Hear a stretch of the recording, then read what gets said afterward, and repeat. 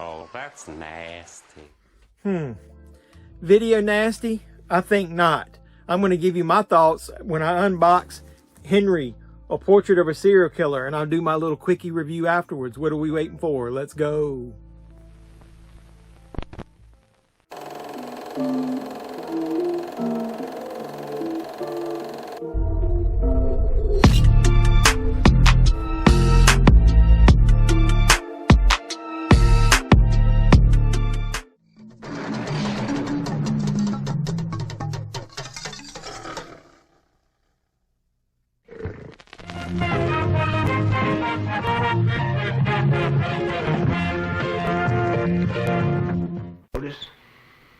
Plug it in.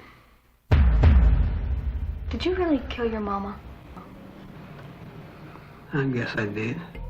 So what's up, pop culture fans? Welcome back to the JeffMan316 Pop Culture Reporter channel. I'm your host, as always, JeffMan316.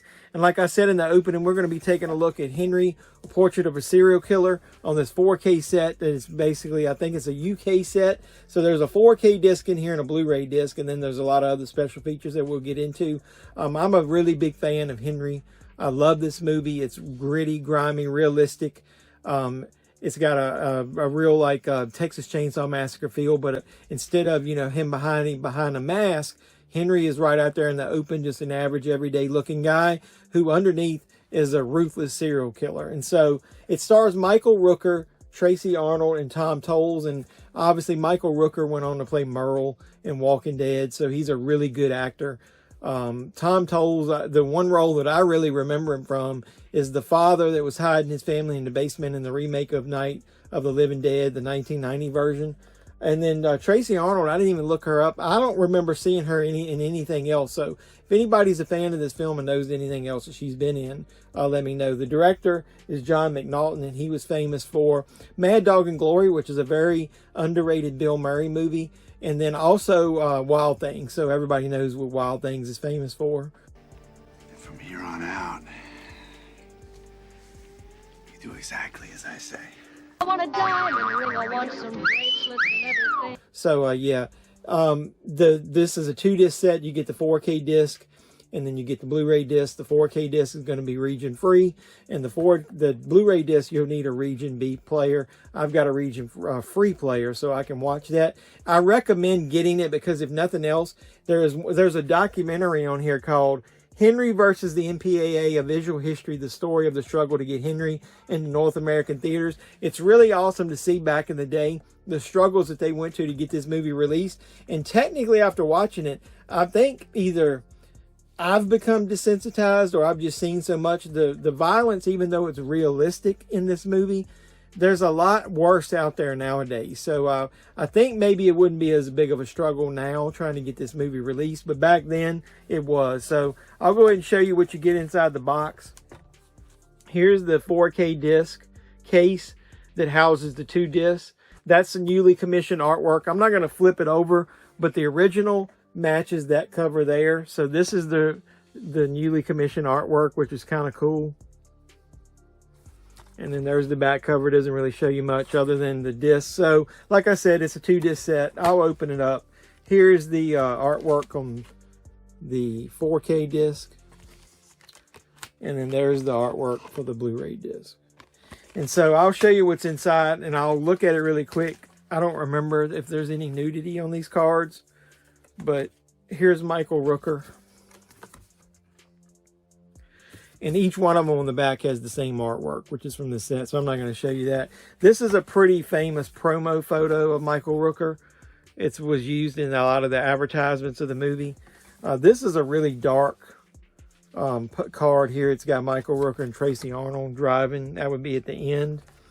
This is the famous scene where they put the television set over top of the guy's head when they go to buy a replacement set.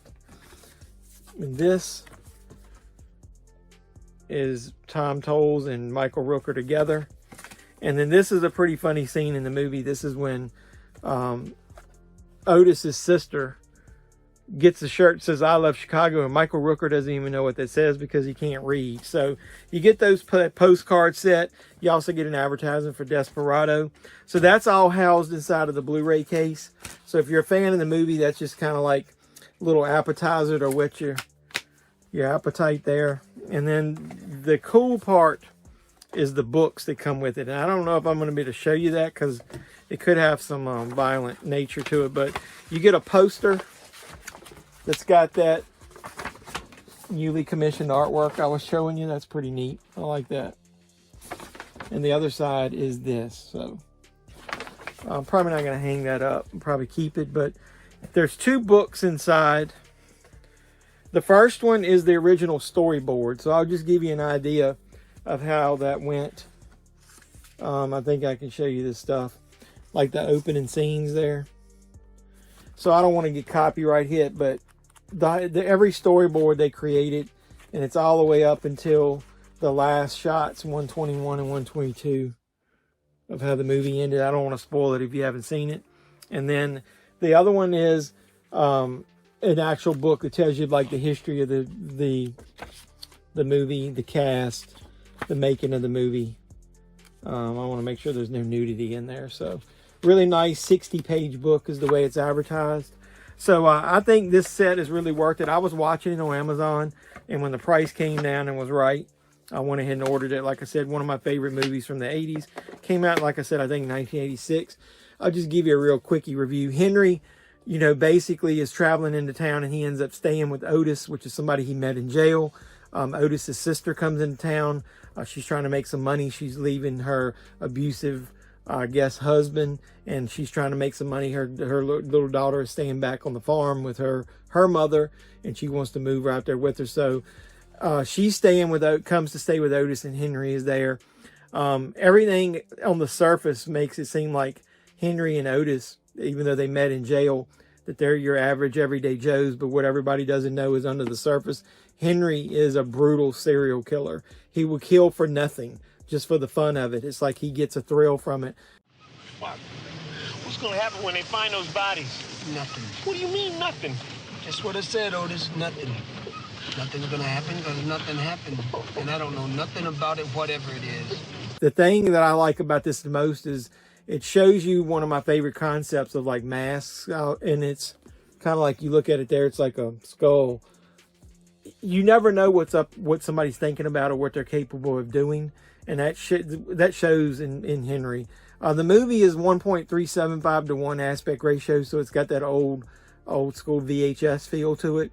It's got a nice layer of grain over, but it's not too heavy, and they did a really good job of cleaning up the picture so the 4K picture looks nice. It's got the original 2.0 stereo soundtrack on there. So I think they did a really good of cleaning this film up, like I said, and it looks as good as it's ever going to look.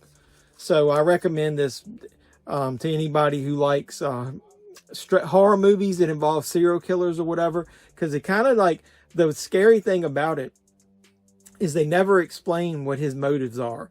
That Henry kills, moves around. Anytime he wants something, he can't get it, he'll kill for it, no matter how small it is. He doesn't like to get close to anybody, and he gets kind of scared when they do, and he eliminates them from the equation. Even his friend Otis gets caught up in Henry's web. I think it's a really awesome horror movie. And I will say this, that a lot of the violence is off screen. There's not a lot of violence, and when it is, it's kind of cheesy nowadays. And the blood looks like that really dark red blood, and it kind of like from the Italian giallo movies.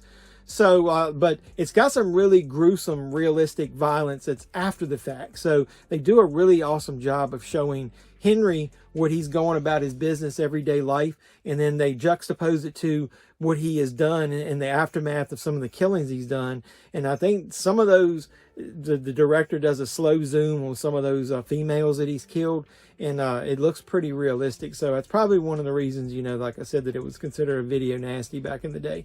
There's not a lot of also nudity in this. The nudity is mostly after people have gotten killed by Henry. They do show that, so it's not anything that is shown while he's killing people. There's, like I said, there's only a few scenes where Henry is actually killing on screen and you see it. There's also a pretty brutal fight between him and Otis at the end that I won't spoil, that's got some violence in it. And then what happens after that is pretty gruesome as well. So the fact that, you know, Henry just comes and goes as he pleases back then, it would be hard to trace anybody doing this type of stuff. So that's what kind of makes this movie scary to me, is it could be anybody that you run into on the street could be Henry in this case. And there's no way to know what they're thinking inside or what they're capable of doing. So I really recommend this movie. What do you think? Do you recommend it? Like, comment, subscribe, share, do that to all my videos. I really appreciate you guys stopping by and checking out my unboxing, my little quickie review of this. Because, yeah, who in the hell doesn't like a quickie? So until next time, boys and girls, this is JevMan316, your pop culture reporter, signing out saying, you guys be safe out there. Open your eyes, Otis. Look at the world. It's either you or them.